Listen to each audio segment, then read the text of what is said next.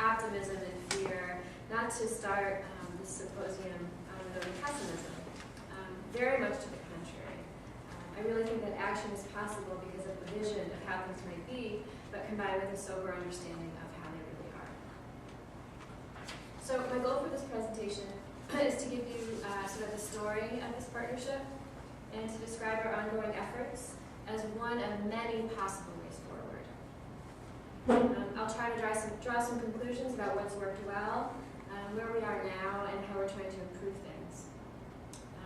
I'll tell you about how it started, the places this project took us, because sometimes it felt like it had its own life and we were just along for the ride, and where we hope to go next.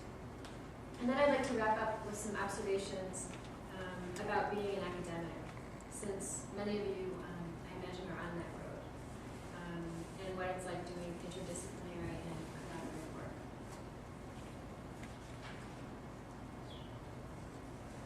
As I said, this project is part of a 5-year partnership between the Department of Landscape Architecture at the University of Minnesota's College of Design and Juxtaposition Arts, which is a youth-focused minority-run arts organization. But it all started, at least my involvement pre-started, with a bunch of teenagers in a summer 1-week intensive design class that I co-taught with Marcy Schulte, who is a practicing architect and teacher at the University of Minnesota. We spent a lot of our time trying to keep the students from killing each other with giant metal rulers. Really? And brought them out to the city, introduced them to the ways in which the city worked, how things get built, how sort of to understand all the various forces that come together, especially in public space, but really in private space as well. And so Marcy and I had a really great experience working with these kids as part of a University of Design camp.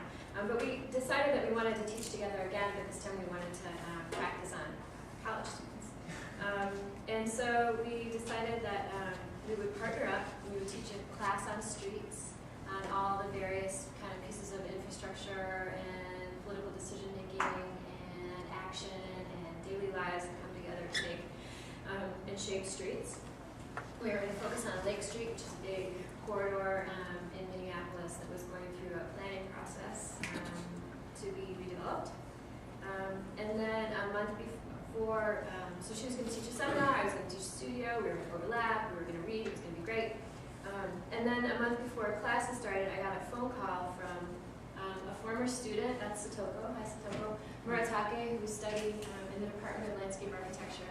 And she said, hey, I hear you're teaching a studio, why don't you come work with us on West Broadway, forget about Lake Street, come and work with Juxtaposition Art. So you can't say no, as you'll find out, to really great students who call with an idea and a project. And so I went to a meeting with Satoko and the directors of Juxtaposition Arts, and Chris Nelson, who's from the University of Minnesota Center for Urban and Regional Affairs.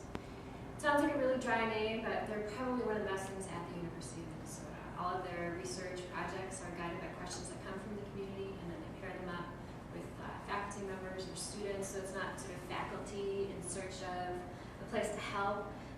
It's projects that are come out of a community organization, and then they link up faculty and students. So I just want to make a plug for Kira. I think it's a great center. Anyway, so at this meeting, I learned about the history of Juxtaposition Arts, and the organization was started in 1995 by 2 visual artists, and they wanted to bring arts education to Minneapolis's most resource-poor neighborhoods. They wanted kids to have access to high-quality art experiences. They wanted to teach kids hands-on drawing, painting, sculpting, art making, how to put together an exhibit, how to build a portfolio, how to make a living as an artist, such as it is. And they also really felt that through this work they could change lives of people who were involved in the program. And their mission is to use arts to empower youth and community to actualize their full potential. it's a really big mission. So what do? They provide fundamental art classes for kids really anywhere from age 10 to 21. And it's not, I'm sure you've all been involved in, I certainly have, like after-4 programs, art programs for kids where you're gluing cotton dolls on bunnies. And, it's really not like that. This is very serious. The arts projects they give them are serious. The work that the kids are doing is really serious. I think especially because it's an ongoing relationship that they have. It's usually not a one-off class that kids take, they come back. And a lot of them refer to Juxta as being their art home or their second home. And when students have gone through the program, a lot of times they come back and teach I'm sorry, moving out here, Franny. Do whatever you want. Okay. The puppets are coming.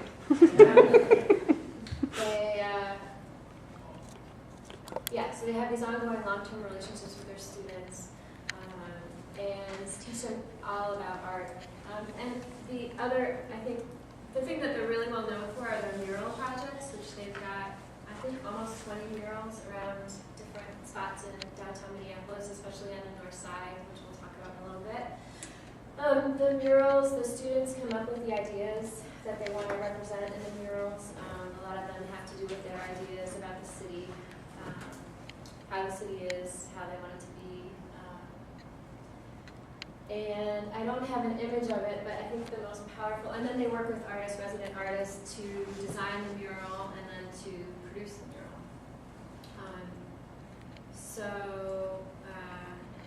I think the most powerful work they have, which I'm sorry I don't have an image of, it's a big panorama of the city of downtown Minneapolis. And it starts in the north side where they're based, goes sort of around a panorama of the river and down to the warehouse district, which is, in Minneapolis, is the most expensive downtown area.